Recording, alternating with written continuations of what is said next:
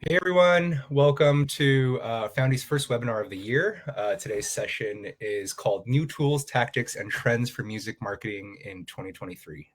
So today we'll be going through exactly that, tools, tactics, and trends for your digital music marketing in 2023, new things to try, new ways to capture new audiences and drive more streams and all that good stuff. We're going to take just a few minutes before we get started while people are still filtering in. So if you want to just say hi in the chat and let us know where you're tuning in from. I am Tim and I am in slightly cloudy Los Angeles. It's a little different than what we're used to, but I'm loving it. And Brandy, you're up in Tahoe, yeah? I'm up in North Lake Tahoe, and it's actually a lot sunnier of a day than we've seen in quite a couple weeks. So I'm enjoying it. Cool. I'm in Los Angeles also. I don't know, Tim, where in town are you located? I am over on the east side near Highland Park. Oh, cool. All right. I'm in the weird part of Los Angeles by the Beverly Center. That's not Beverly Hills or West Hollywood. It's Los Angeles, kind of both. It's kind of like all three in one. That's where I'm at. Yeah. How long have you been out there? About 8 years. Yeah. I used to be in Culver. Awesome. Nice.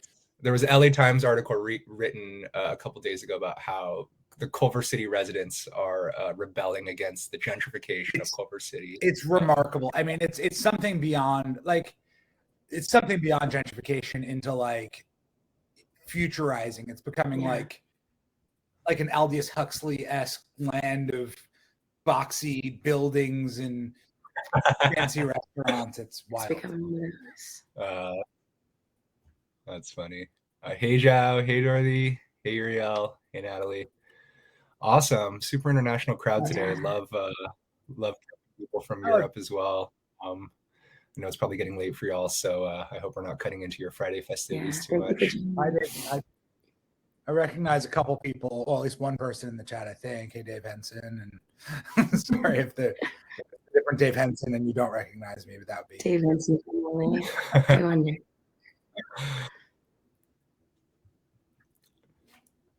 Uriel. Oh, all right, it is the right Dave Henson. Cool. Now I can't say anything stupid. Yeah, you can look now. Awesome. Yeah, let's just take another minute. I think we can start at 11:05. Awesome. Yeah, so unfortunately, guys, Alex from TikTok couldn't make it today, but we have the amazing Jeremy Gruber, and we have a ton to talk about. So I think we will have enough to talk about. So apologies if you're hoping to catch him. But yeah, well, we'll definitely still be talking about short form content today and TikTok and all that good stuff. So yeah, Alex is a good guy. We used to work together at Concord, which is also where we know Dave. So they all connect. It's a big Concord family. Yeah, we'll get into intros in just a second.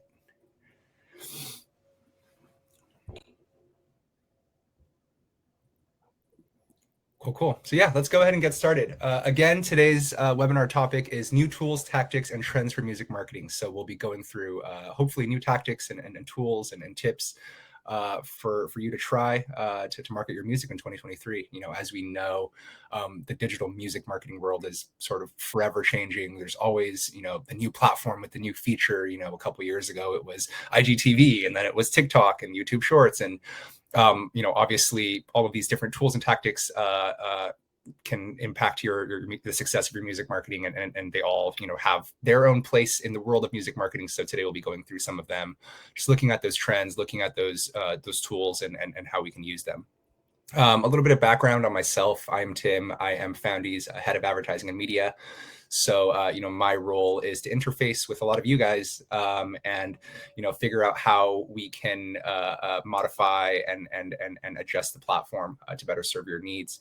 My background has been in music marketing for the past 10 years. I just hit the decade mark in music marketing, and I'm not completely jaded yet, so I'll take that as a win. But yeah, we can go around and do our intros. Jeremy, do you want to go ahead? Yeah, sure.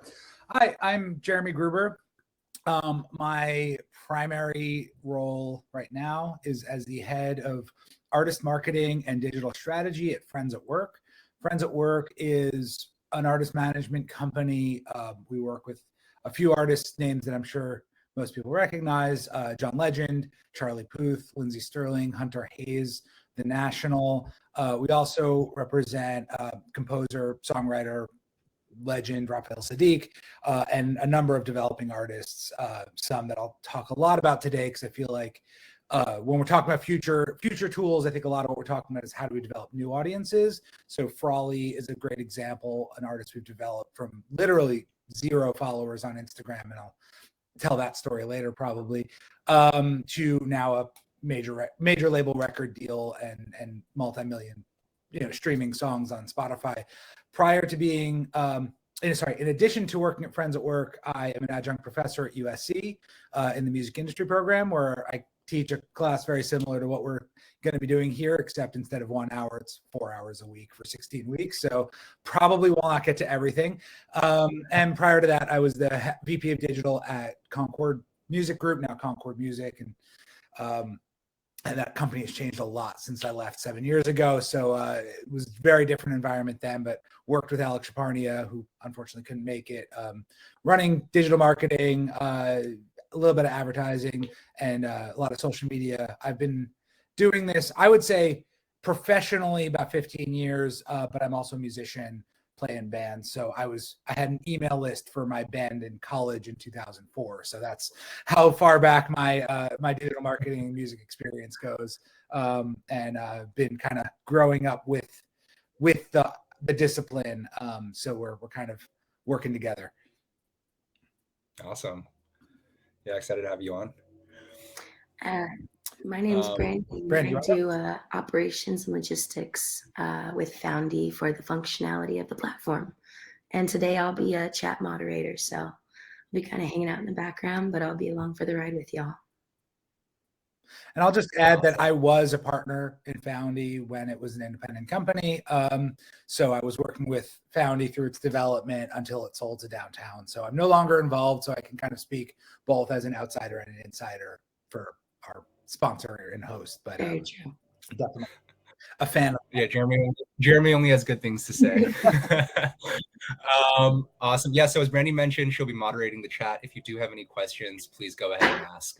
Brandy has the ability to keep the questions and mark them as questions so that they come on screen when we answer them. And yeah, again, for this session, we have some prepared material, but we're also going to keep it loose. We have, quite a few questions for Jeremy. I think he's obviously a great resource, and has a lot of knowledge that he can impart that can, help you guys market your music. So with that, we can go ahead and get started. I wanted to kick off the session with a couple of questions for Jeremy, just to sort of, start things off. Obviously, again, we have so many new tools and trends that people are constantly trying to use and trying to capture in the sort of world of digital marketing. So Jeremy, I guess first question for you is, are there any tools or strategies that you're excited about employing in 2023, for your users? What are the things that you're excited to try that you've heard, are going to be the sort of, success drivers for your artists in 2023? It's a good question. It's something that we think a lot about, and it's kind of a moving target because every artist, every project is different. I would say from a top level, we are always looking for ways to gather data around our artists' audiences and then reach those people reliably. I think that's the thing that tends to be the most frustrating with larger kind of follower-based platforms, is the fact that you don't own the audience and you can't reach them reliably. So one platform that I've been a big fan of recently and we've been investing in is Laylo, Laylo. Yeah. I think that's not new, but it's, gaining a lot of traction. And that's essentially an Instagram DM CRM platform. It allows you to reliably reach your audiences through Instagram DMs and send them information. Another company that's not exactly new but falls into a similar category is Community. Obviously, Community is a little pricey for artists once you get a certain following. SMS marketing in general is a little bit of a challenge and has never really taken off. But I do think that that's, for certain artists, a place that we've invested. And when we use it right, it works really well. Also, as I mentioned, I'm a adjunct at USC, and I really talk to my students about this, and they're really excited, kind of trying to get in the kind of youth perspective. The niche community is developing on Discord is another really interesting place, and we've invested pretty well in Discord. Lindsey Sterling especially has a Discord community that's pretty strong, and we've been investing in. But we're also looking into how to get our artists involved in other Discord communities to try to reach new people. So taking somebody like Hunter Hayes, who's a songwriter, producer, multi-instrumentalist, and finding communities that would welcome him in and hopefully kind of view him as a new, become new fans is something that we're really looking into. I'm hoping we can do more of in the future. So those are just some of the things that we're really thinking about. And I think Uriel's put in the chat that there's like the broadcast feature allow fans to DM platforms. I'm actually not familiar with that.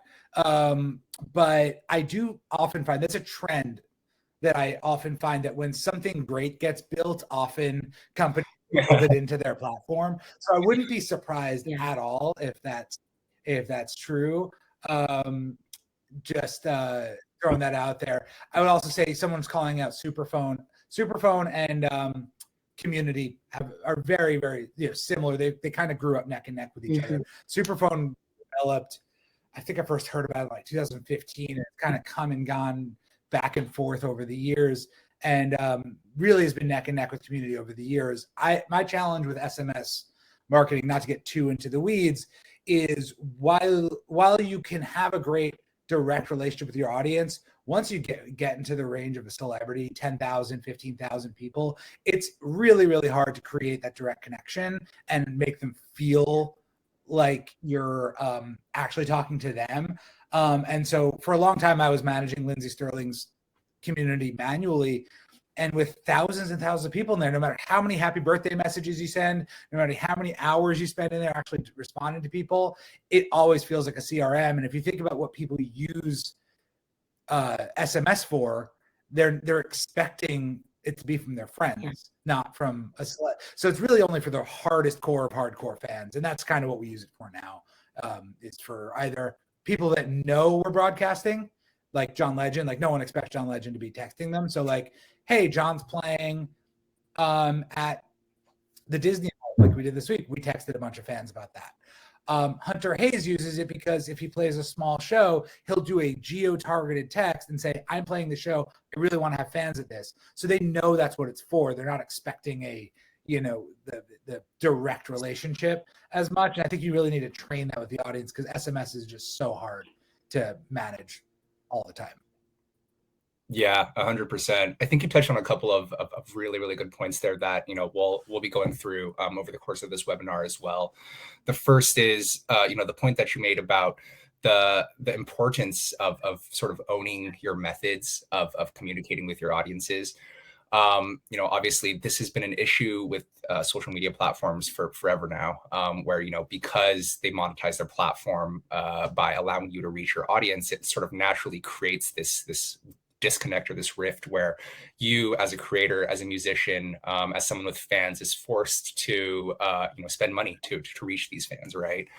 That's always been an issue with sort of paid social advertising. So again, with that in mind, as well as the sort of planned deprecation of cookie-based remarketing, over the next year. They've been talking about it for years now.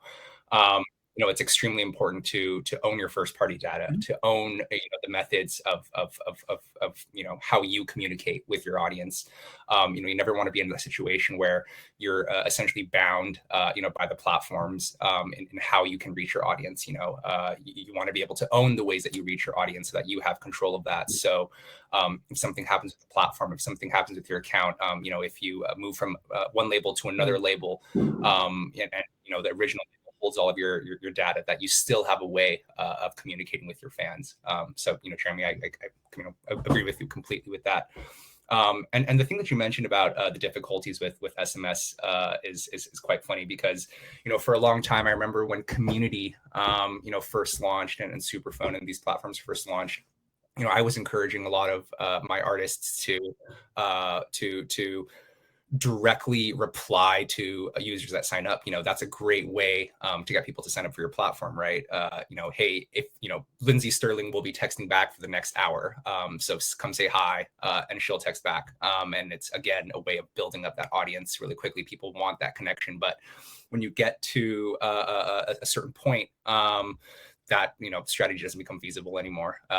Lindsey can't sit down and respond to 1,000 messages at a time. So it's super interesting. What sort of everything that you mentioned there. And I think it also touches on another point as well, which we'll be getting into a little bit more, which is, when it comes to marketing for music, a lot of the times, just the whole process of marketing to music, to gaining fans, to gaining followers and streams, really comes back to this sort of core part of this core tenet of fandom, of discovery and fandom, which is, can you form can your artist, or can you form an emotional connection, between the artist and your fan? Forming that emotional connection gives your fans a reason to care about your music. It gives your fans a reason to want to pay attention to the next single. When people care more, about the music in a way that's deeper than just the music itself, because it means something to them, because the artist means something to them. That's when you get people to buy your tickets, to stream every single album, to buy your merch, and really create success, for your artist. So, that's super interesting as well. Before we jump into our sort of prepared content that we wanted to go through today, another question for you, Jeremy. Looking back at 2022, are there any sort of unexpected things or unexpected tactics or tools that worked really well for your artists? I know you mentioned Discord, Laylo, and SMS, but anything else you can add in there? Great. One that's a mainstay. So a couple of other tools and stuff. So first of all, don't discount email.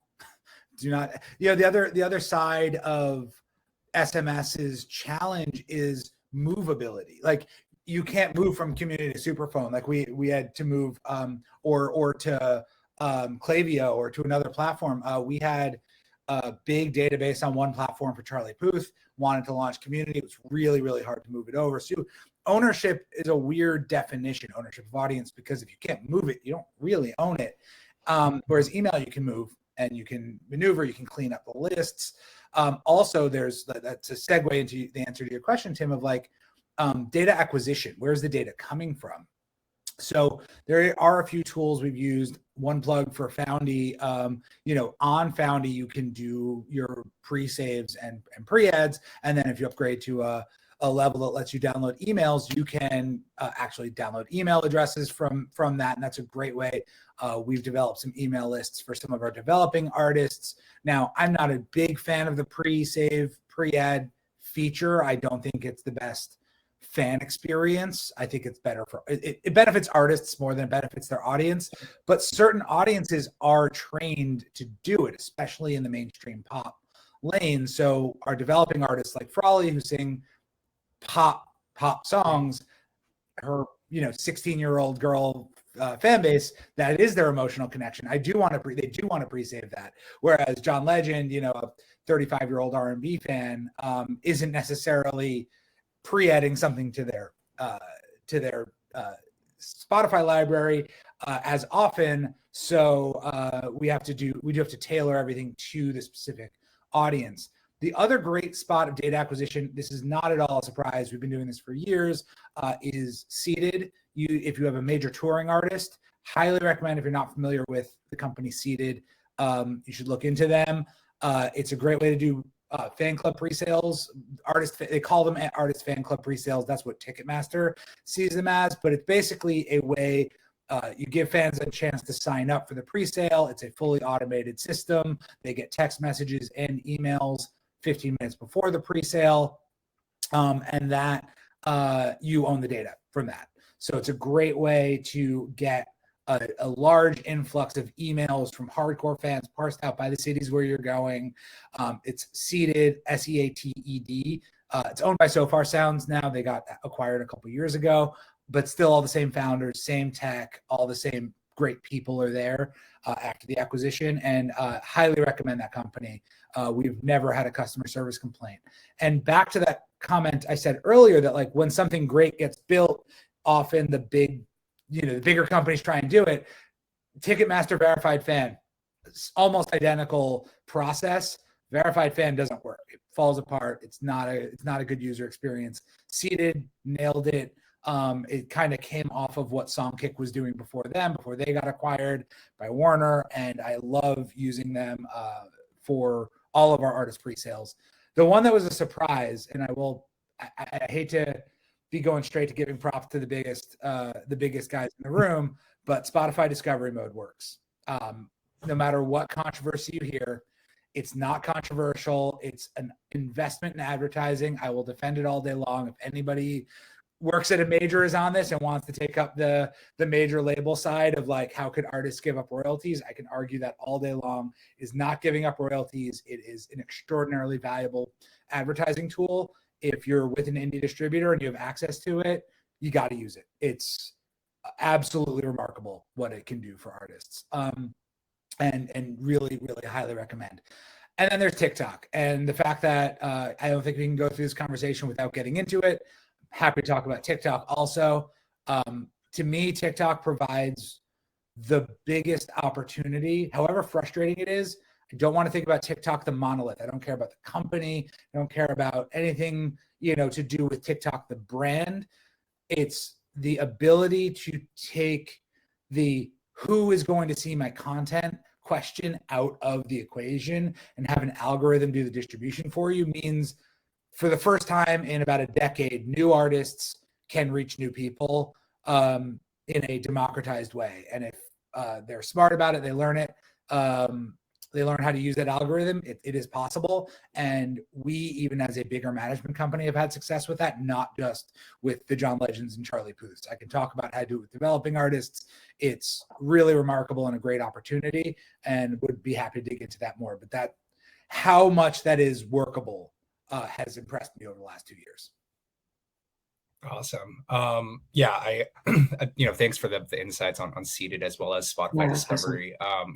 Those are two platforms that I've been curious about, just to hear, how hear about their efficacy. So that's really awesome. And again, your point on TikTok, that brings us to our first topic that I wanted to cover, which is short form video content. At this point, it's larger than the sort of elephant in the room, right? I think everybody at this point knows that they need to be thinking about it, that other artists are using it, and artists like Lil Nas X and more are gaining massive success, have had careers launched by TikTok. So let's jump into that a little bit.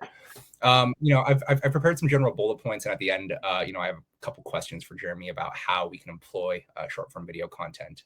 But as you all know, short form content is massive, and it's here to stay. And now we have companies like more than TikTok, right? IG Reels and YouTube Shorts really sort of battling it out for the market share. Obviously, people's fans' attention spans are shorter and shorter, and I think just general media consumption habits are really sort of favoring this sort of short form video content. People are really sort of focusing in on short form video content as a sort of standalone content provider, right? You have people who, they instead of seeking out content on specific platforms like you would on Netflix for a streaming platform, you have people that just, you go to TikTok and you spend an hour laying in bed, just scrolling TikTok. The platform itself has become the experience, which is really interesting. I'm going to copy and paste just a few general tips. If you are looking to create your first TikTok video and you are using, the platform, I wanted to sort of copy and paste a few general tips on how to get started for that. We don't have to get super into the weeds, but if you have any questions about, just general sort of tactics for creating your first TikTok video, please ask in the chat. Outside of the sort of general tips, which I'm copy and pasting right now, let me see. I'm going to format this a little bit. I want to see the general tips before I give any feedback. I will give everyone a secret on how to make make a TikTok. I want to see the tips first. Yeah, this is just a few sort of short bullet points that I prepared. You can find there's quite a few sort of how to make your first TikTok guides on all over the web. So yeah, feel free to dig in.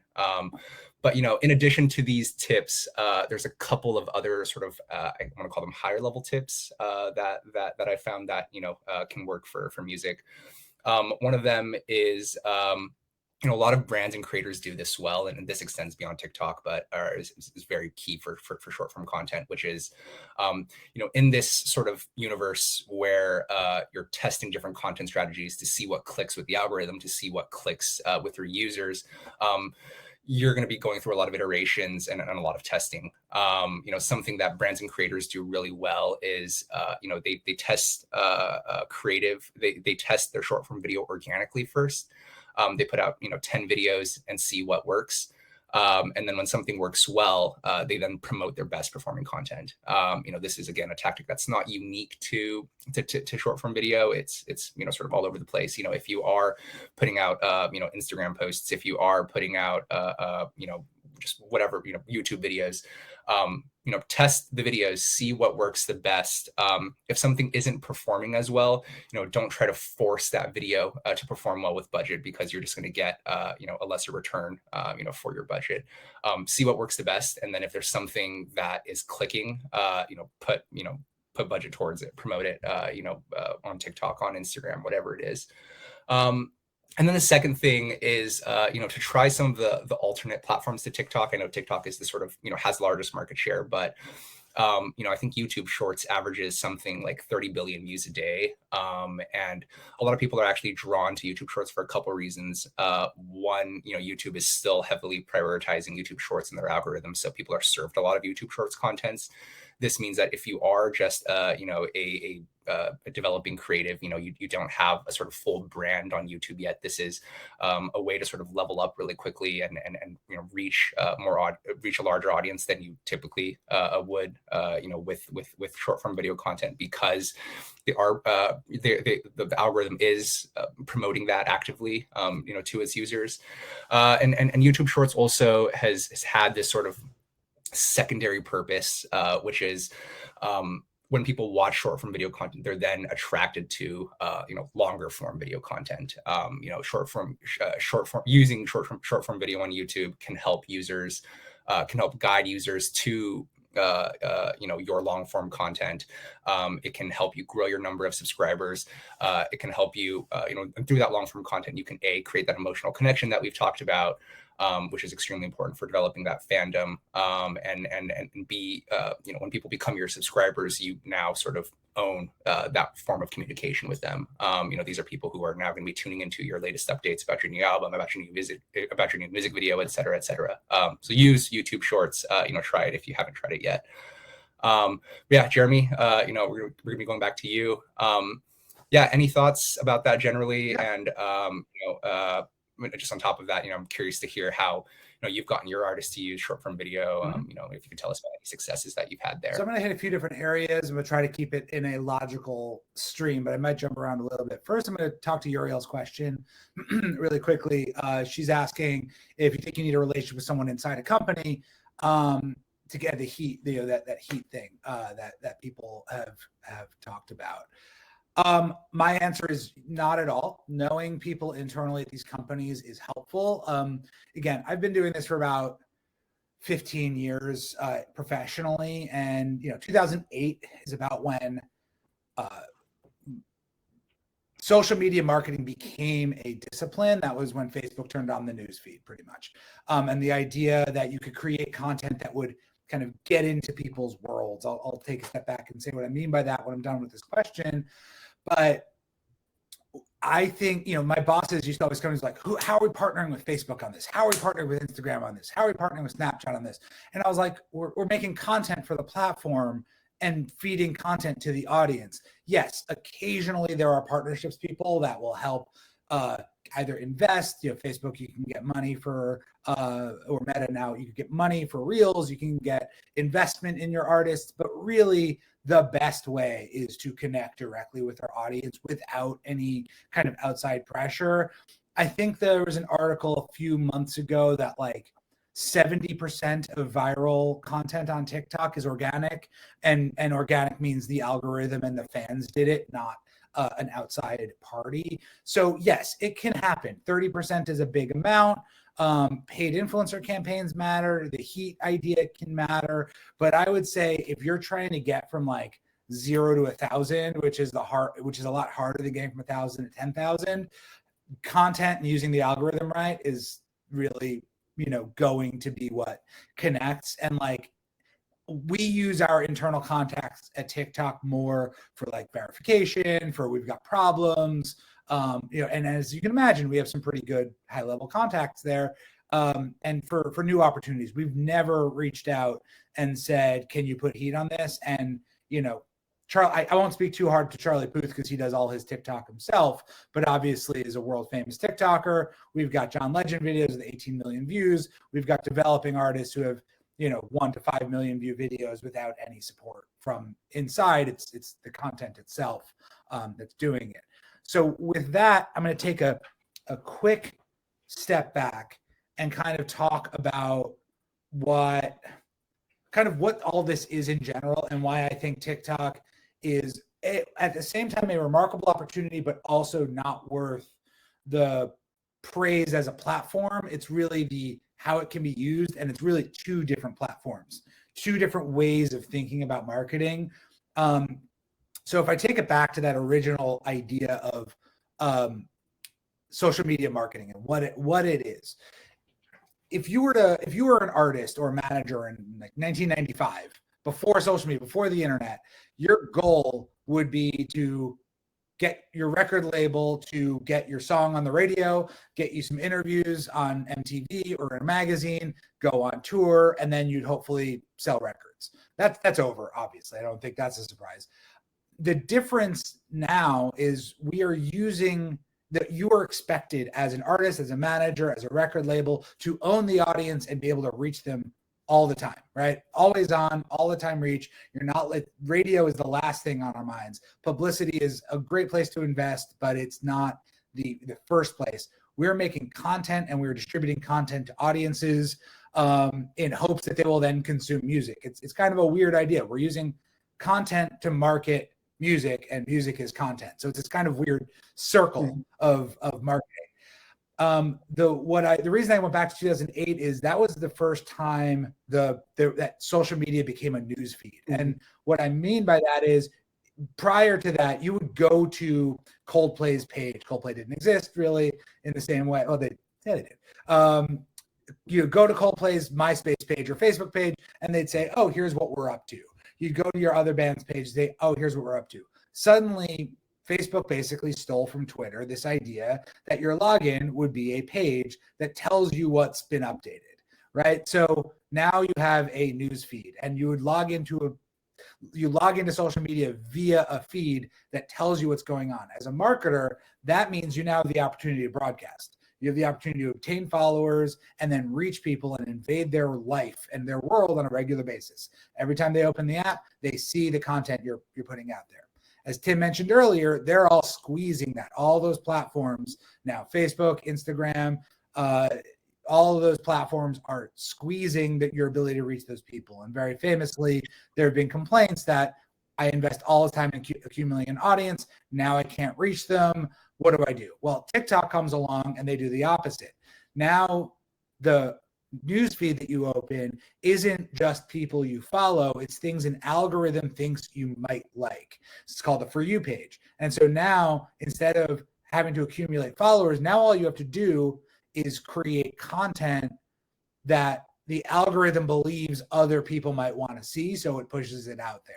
And then you'll accumulate followers, and then more people will be shown, and you'll be able to reach them, and all that fun stuff happening. So really all we're doing is content and distribution, and TikTok is just another distribution platform. That's all it is, a distribution platform for a new-ish form of content that is short form video. It's not even the first short form video platform. It's just the one that figured out an algorithm that people actually like to use. So now back to why TikTok is two different things. One thing on TikTok is your own social world, right? The people who follow you or your artist. That is a group that will be shown most things that you produce, but not all, because I'm sure you've followed plenty of people and not ever seen any content from them. So the For You page is not only people you're following, so you have some degree of the people who follow you, and there's your artist's ability to upload and distribute content. Then there's the other side, and that's UGC. So UGC is user-generated content. And honestly, that is the more powerful side of TikTok. Where you see things actually going viral is, sorry, there's somebody at my door. I'm just gonna ignore that. Where you see people going viral is when users start making videos featuring the song. And if you have 1,000 human beings every day making a new video, 1,000 is about the threshold for viral. 1,000 people every day are making a video with a song, that song will see correlating increases on Spotify, YouTube, Apple Music, across the board. If you can get to that point, then that will have an impact on your streaming. Now, the times that we've had the most success in that have not been when somebody heats a video or something. It's been when an artist does something really simple in their content and the fans start doing it also. And so the artist starts a trend. That's like the perfect storm. But if you have an artist that does a video that gets a few million views, yes, you will get increased streaming. You'll see a nice spike. If you have the fans doing UGC for whatever, they don't have to be fans, just people doing UGC because they like the sound, you will see an increase in streaming. The UGC side will increase streaming significantly more, but the best case scenario is when the artist starts the trend that creates the UGC. And I'll just take one more second, I know I've been rambling, to say, add to Tim's general tips. This is a secret that comes directly from TikTok. And what I'm about to tell you, if everybody here who has a TikTok or an artist on TikTok tries this, I can't quite guarantee you an increase, but you will likely see more views on this video once you get it right and once you iterate a little bit like Tim said. Think in terms of a 15 to 30 second joke, 3-act structure, set up premise, set up punchline. That's the keep it punchy and include a surprise defined in storytelling terms. That's all that is. So if you have a premise, a quick setup, and then you nail them with a punchline, it will increase views on your videos. I have told this to college students who are aspiring content creators, and they went from having 1,000 views to 50,000 views like the next day. It is completely democratized. It does not matter who you are. And that came directly from TikTok analyzing Charlie Puth's content. He was able to do it longer because he's a celebrity. But if you all go back and look at Charlie's stuff when he was setting up his most recent album, it's what if there's a song that was like this? It's the premise. The setup took you through every weird thing he did to make the sounds. He was, banging a door or flicking a light switch to get his snare drum sound. Then he played you the song. Here's what it is. It's in a frenetic style. It's punchy, but here's what you're going to get right up front, a little journey to get you there, and then the payoff. If you can format it like that, what you're doing is getting people to the end of the video. When TikTok the algorithm is prioritizing view time first and percentage of completion first. So if you have a short video that people are getting to the end of or watching repeatedly, it's going to show that video to more people like the person who got to the end, and you're going to get more views. So that is the secret to creating TikTok content. I know there's a lot of apprehensive artists on there. The thing I work with them. The thing I like to remind our artists is this is something you get to do, not something you have to do. Back to that 1995 example, like 30 years ago, you wouldn't have even had a relationship with your artists. Now you get to create entertainment just for them and reach new people. And as somebody who was literally on the streets with a Walkman trying to get them to listen to my music and putting headphones on people outside of venues, as marketing, the fact that you can sit in your bedroom and make this and grow an audience overnight is an amazing, amazing opportunity. I know it's frustrating because artists just want to play music. They don't want to have to be content creators, but it is an amazing opportunity. And I think that acknowledging why it works without getting attached or afraid of the platform itself is a really important part of that psychologically. So I'd like to take the power away from TikTok, the brand. Happy Alex isn't here, so I could do that, and give the power to the fact that you now have the ability to reach people through this entertainment. And the other Jeremy is asking 8-second videos that have setup, payoff, but also hit on something in your music. Yes, that's what I'm getting at. But I say more 15 to 30 seconds than 8-second. I think 15 is the sweet spot to start. If you have something to say, it can go longer.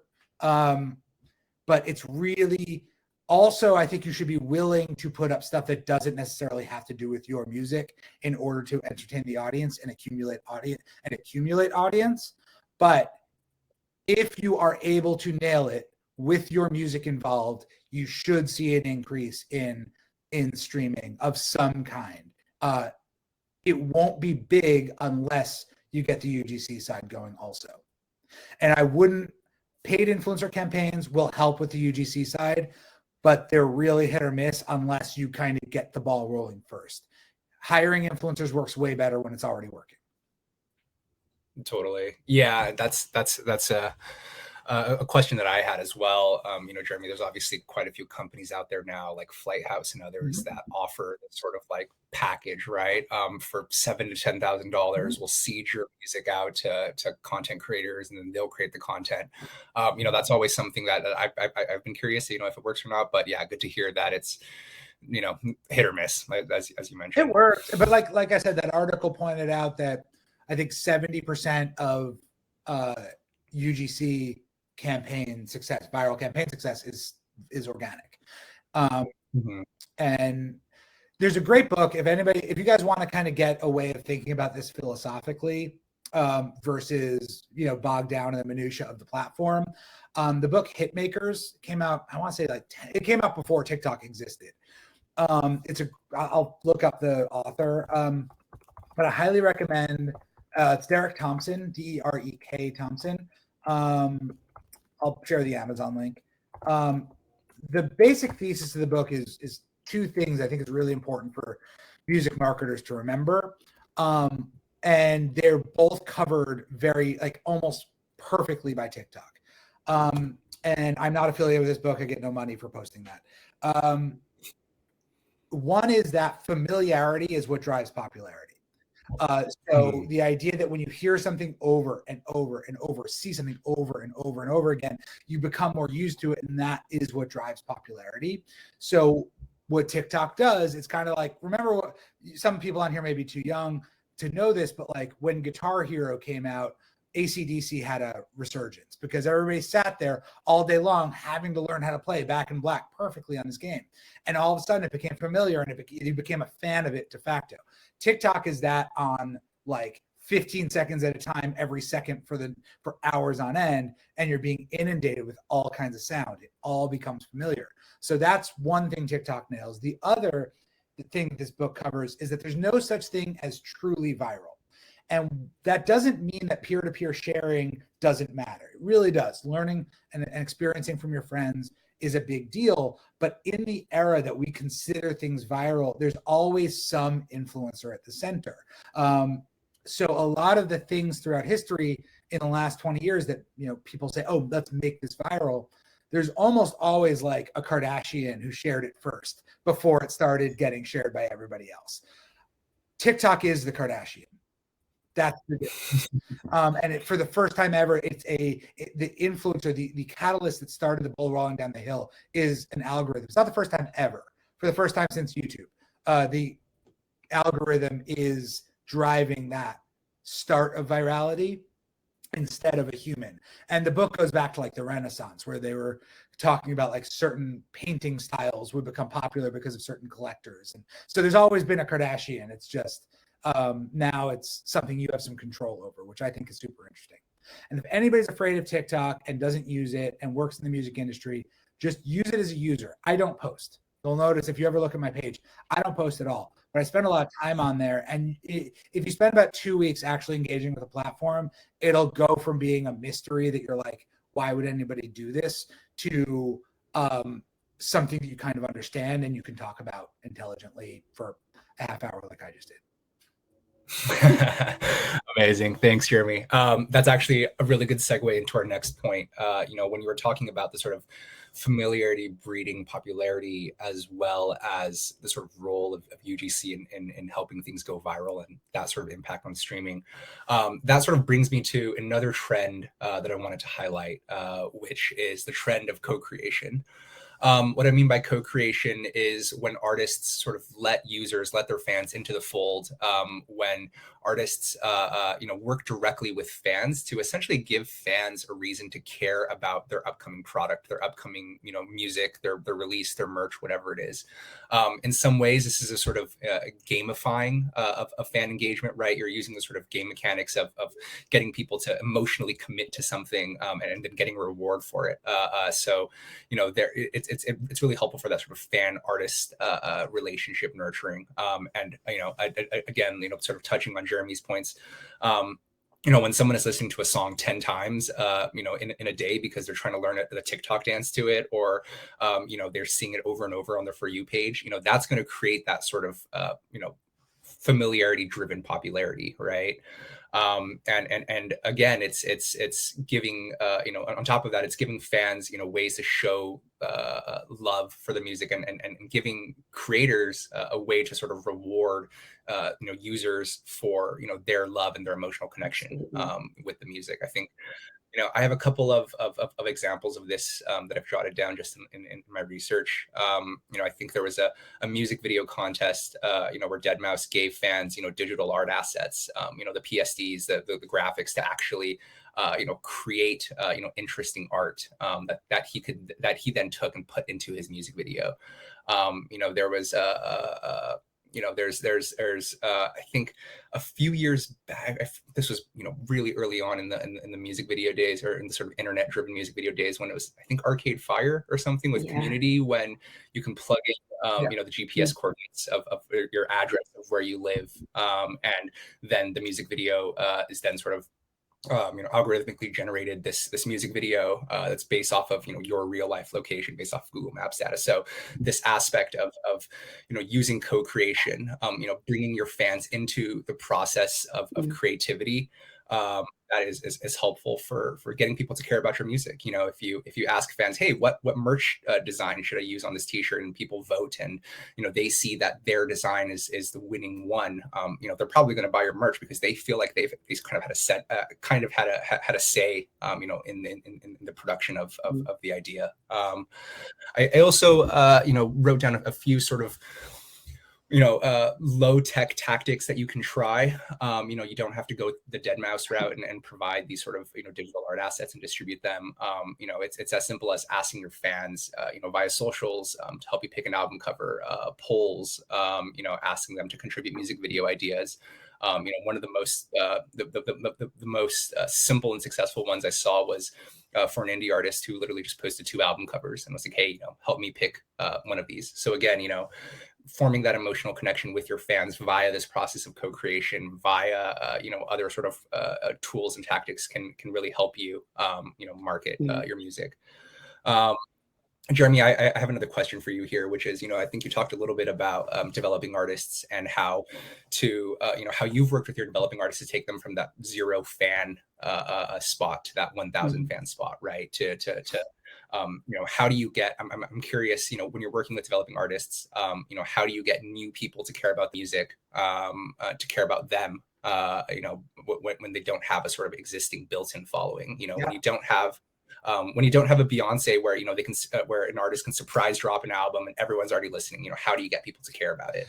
Yeah, exactly. And that's a lot of what I was thinking about. And what I was thinking when Patrick, I think, asked the question earlier about like a platform for collaboration or gamification.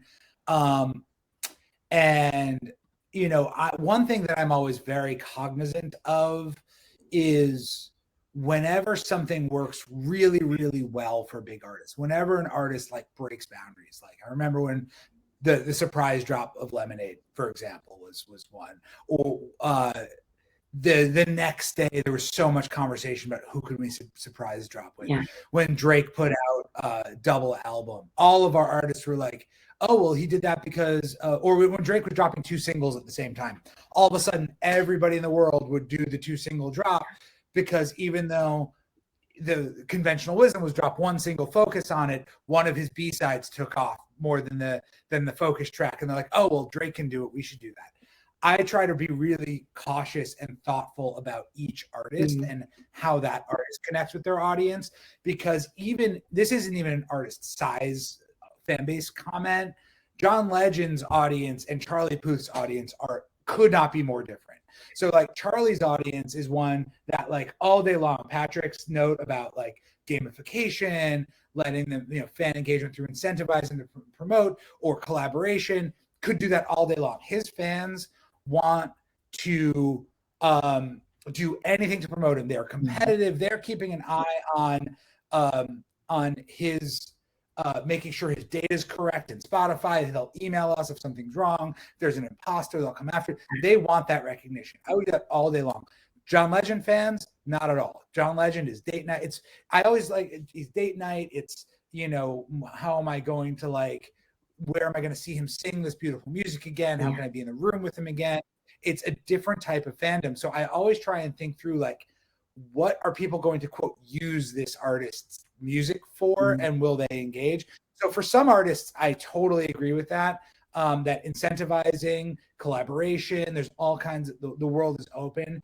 For some artists, that's just not going to work, and you're going to hit a wall. Because another Arcade Fire thing I remember a long time ago in the early days of Instagram stories, I think in 2014 or something, they were like, I think they were promoting the Suburbs, they were like, show us your favorite dance. It was pre-TikTok, show us you rocking out to this song and one person might win something. And it was like, no. Their audience in their 30s at that point, and they're like, we're not going to look like idiots for you guys just because you asked us to win some concert tickets. And so they didn't think through the end of how. One question we always ask when we're doing our marketing plans is, how do we want the audience to talk about this? What do we want the conversation to be? And I think that's really important, is understanding what you're hoping to accomplish. I don't think I totally answered Patrick's question, but I'm going to mark that answered for now. Back to the question of the 0 to 1,000 thing, what we do, it's all about content. Content is the first investment. Everything we're talking about is about what content do we create and where do we distribute it. And I'll tell you that Polly, who is a great pop singer, now has over 2 million monthly listeners on Spotify. She was on a major label when we signed her. She was dropped from that label after one kind of minor internet hit that was a YouTube UGC moment that took off. She got dropped from Island, and we decided to keep working with her and kept her independent. And honestly, she now has 4 songs that have surpassed her major label music, and she's now re-signed via a JV to Republic, so a different part of Universal. But when we signed her, we had to take her Instagram to 0, to literally 0. So the reason was someone had bought followers. So never buy followers, never buy streams, never buy bots for a number of reasons. But she had 120,000 Instagram followers and would get 1 comment per post. It was very obvious that it was fake. So we actually had to start her from literal 0. And she did not have a TikTok. She now has a bigger Instagram and over 300,000 followers on TikTok. She has several million view videos on TikTok. And really, that was a matter of her nailing the content for her audience. She's a young pop singer, and she there's a few things we've done. One is a minimal amount of advertising. Social advertising isn't what it used to be. And as you mentioned earlier, Tim, a lot of the retargeting is going to be planned deprecation and things like that are coming. Rise.la is another tool, going back to RISE.LA. I'll put it in the thing. Some great advertising options. The one we focused on, some of them sound kind of creepy because it sounds like you're buying followers, but you're not. One of them was, and yes, we created a new Instagram account entirely. So we started from absolute 0. There was no moving anything over. There's no way to clean out fake followers. There's no way to delete fake accounts without doing it manually, unfortunately. So Rise.la, what we were doing, this is a very tactical thing, is she was just putting out music on Spotify. She had a little bit of a base, but not enough really for a song to come out and just market itself, really. Like, that works on Spotify now, where like the algorithm will just take a song. So we were buying ads to add followers on Spotify. And followers on Spotify is a weird data point because you can't reach them without paying for it. You need marquee, you need some tool to reach them, but it does increase release radar. It does increase algorithmic support. So what we found was we grew her followers on Spotify, almost outpacing her streaming level. And then when she would put out a song, suddenly she'd get double the release radar, and a bunch of people would actually start listening to her, and we'd see increase in streams. So we pre-advertised her, and then it started growing. At the same time, she was always making content on Instagram. We did some amount of, buying spots on other Instagram accounts. There are those like featuring great voices Instagram accounts for like $500. They'll post your content. We did a little bit of that. I like to be sparse with it. It feels kind of scammy, but it works occasionally. We did a little bit of that on YouTube, where we allowed people to post her songs in like pop lyric video YouTube. But most of it was Rise.la growing her following. And then we saw more algorithmic playlists. And then at the same time, she got really into TikTok. And honestly, TikTok taking off, the graph went up like this with our advertising, and then it went like this because of TikTok. And it kept going up slightly, and then it went like this again because of discovery mode. And then, it all kind of took off. And that's an anecdote. Obviously, that's not data. That's one example.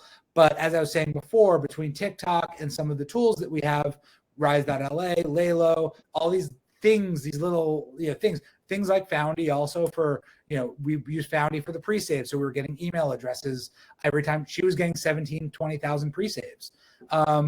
So we were doing a lot of different things manually all over the place. And eventually now every song comes out and she gets 50,000 streams on day one. She's on, going to start releasing stuff on a major label again. And it's, honestly, the first time I've seen somebody go that far totally independently. It's a hard thing to do. I mean, it's not guaranteed, especially in the world that we live in. Another time we can talk about the choice to go back to a major. It's that's an offline conversation for me. A lot of thought went into it, and it has a lot to do with specifically Republic, not just being on a major. That's with people, Wendy Goldstein, the label, who you're with, A&R choices. So yeah, it's specific goals. I wouldn't recommend it for everybody. Totally. Unfortunately, guys, we are running up to the end of our hour. So I think we're just about to wrap it up.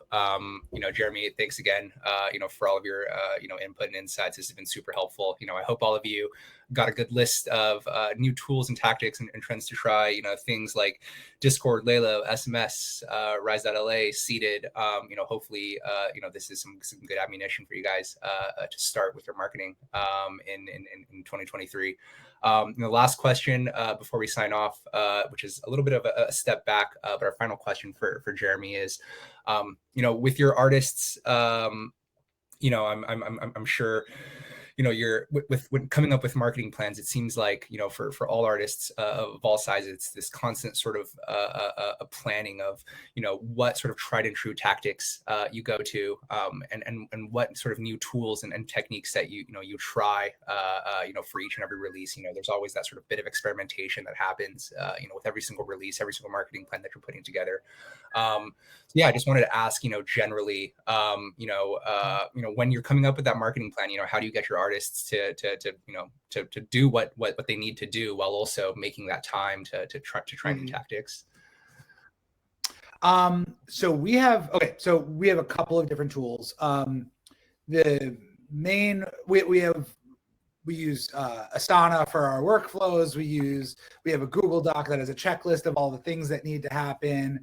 The main thing I will say is we've been developing a marketing plan builder that is just a Google Doc of questions. It's sitting down. The main thing we do is we sit down and ask a bunch of questions. And honestly, we borrowed this from Alan Kovac. I used to work at 10th Street, and we have refined it. So he had a thing called an ROI, which is not return on investment. It's relevance, originality, impact. And it was taken from an ad agency, and it was 10 questions along the lines of, what's the communication you're trying to do with this thing? Like, how do you want people to talk about it? Who are you trying to reach? And trying to come up with a branding statement. And what we did with that was we refined it to be a little bit more artist friendly. And then we refined it further to be something we can actually hand over or go over with an artist. So the very first thing we do is we sit down with the artist and we say, you know, who do we think you're trying to reach? What are some of the things you like? What are the brands you like? What do you like to do? And then we sit around and we talk about, like, how do people talk about it? What do we want the difference between the way they talk about the artist now and the way that they're going to talk about them later? Who are we trying to reach? We add all of that up, and then it's all a driver of what kind of content do we want to make. Certain content is evergreen. We will always make lyric videos. We get sick of lyric videos all day long, but they're great SEO. Someone's going to make a lyric video of a hit song on Google, on YouTube. Anyway, YouTube is owned by Google. It's a giant search engine. You might as well make a lyric video. Yeah. It's cheap. It's easy. Sometimes lyric videos. We've had lyric videos replace music videos. For John Legend, we had a hit song come out. We didn't have the time or money to make a music video. The lyric video, if you search Conversations in the Dark, the lyric video is the music video. That just happens sometimes. So that's one, stuff. There's certain content we always make, but then there's a lot of stuff that we don't do every time. Like, I don't like dumb artist countdowns just to be like 5 days till it comes out. If it works for your artist, it's a great thing to do. It's not something you should do with every artist. I think there's very, very little that should go across every single artist. I think the most important thing is to sit down, decide what you're trying to communicate and what content will communicate that. Start there. And then my hierarchy of needs is literally at the very top: content, long form video, short form video, great images, great conversation starters, ways to talk about the music. And then below that, you start getting into things like advertising, influencer marketing, publicity, all that. All that is after the content. The content has to come first. Awesome.